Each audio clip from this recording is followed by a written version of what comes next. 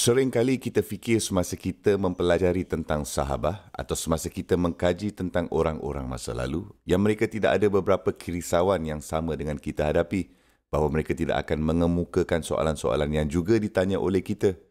Tapi subhanallah, kita mendapati sebenarnya banyak kali mereka juga tanya soalan.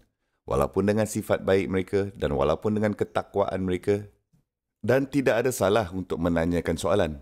Kan? Jadi peristiwa ini menangani soalan yang sangat biasa saya ditanya oleh orang.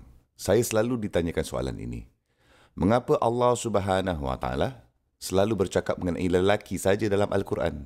Maksudnya apa itu? Allah Subhanahu Wa Taala selalu menggunakan istilah lelaki untuk mengatakan bahawa mereka mendapat ganjaran ini dan ganjaran itu.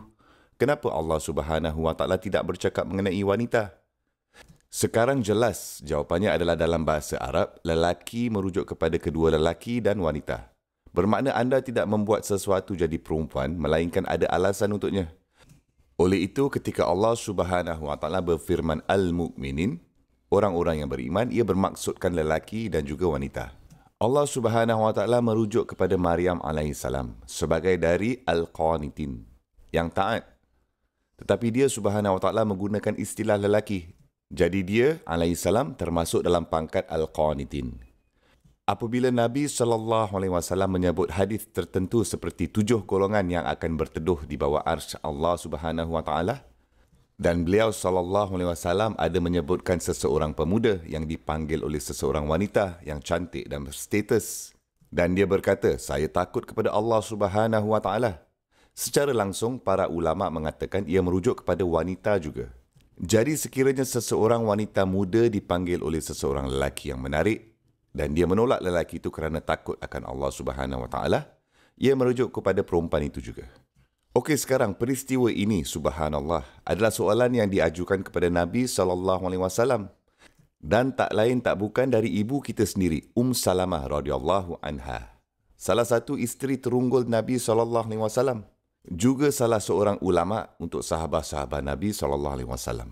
Dia mengatakan bahawa saya berkata kepada Nabi SAW, Ya Rasulullah, ma lana la nuskaru fil Qur'ani kama yuskarul rijal.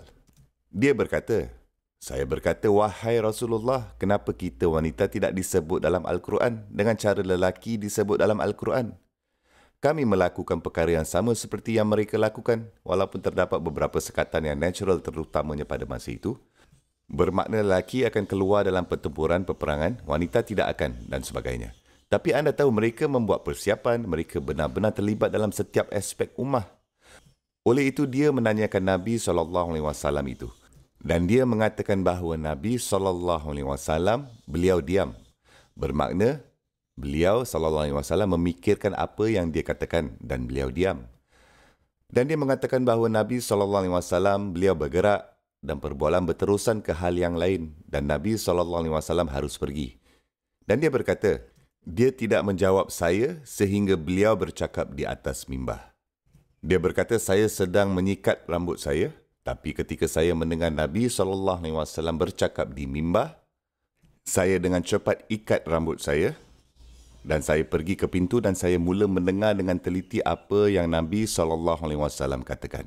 Dan dia berkata, fasami'tuhu yaqul. Saya mendengar beliau berkata, dan ini adalah ayatnya sekarang yang berada di suratul Ahzab.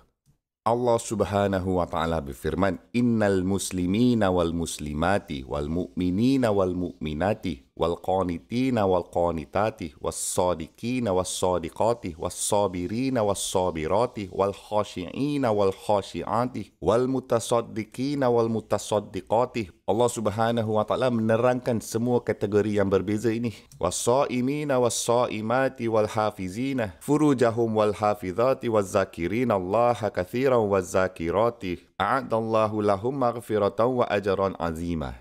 Allah Subhanahu Wa Taala berfirman, sesungguhnya lelaki muslim dan wanita muslim, lelaki yang beriman dan wanita yang beriman, lelaki yang taat dan wanita yang taat, lelaki yang benar dan wanita yang benar, lelaki yang sabar dan wanita yang sabar, lelaki yang rendah hati dan wanita yang rendah hati, lelaki yang beramal dan wanita yang beramal, lelaki yang berpuasa dan wanita yang berpuasa, lelaki yang menjaga bahagian sulit mereka dan wanita yang melakukannya ia juga.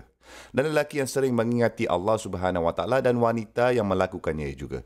Untuk mereka, Allah Subhanahu Wa Taala telah mempersiapkan pengampunan dan ganjaran yang besar. Subhanallah. Allah Subhanahu Wa Taala secara literal senaraikan setiap kategori untuk menunjukkan bahawa wanita benar-benar setara dengan lelaki. Bukan hanya dalam erti kata duniawi tetapi juga dalam ketakwaan. Bahawa wanita juga sama ketakwaannya. Inna akramakum indallahi atqakum. Sesungguhnya yang paling mulia dari kamu di sisi Rabbmu adalah kamu yang mempunyai takwa paling tinggi. Dan Allah Subhanahu Wa Taala tidak tinggalkan satu kategori pun di sini untuk menunjukkan bahawa wanita boleh bersaing dengan lelaki dan wanita boleh unggul bahkan melebihi lelaki dalam semua kategori ini. Dan itulah maksudnya. Walaupun setiap ayah merujuk kepada lelaki dan wanita, kecuali ada sesuatu yang menjadikannya jelas khusus untuk lelaki atau wanita, jadi Allah SWT bermaksudkan kedua lelaki dan wanita. Dan wanita yang beriman sama kemampuannya dan kadang-kadang boleh melebihi dari lelaki yang beriman. Oleh itu, kita meminta kepada Allah SWT untuk golongkan kami dengan orang-orang yang beriman dan wanita-wanita yang beriman di Jannatul Firdaus. Allahumma amin.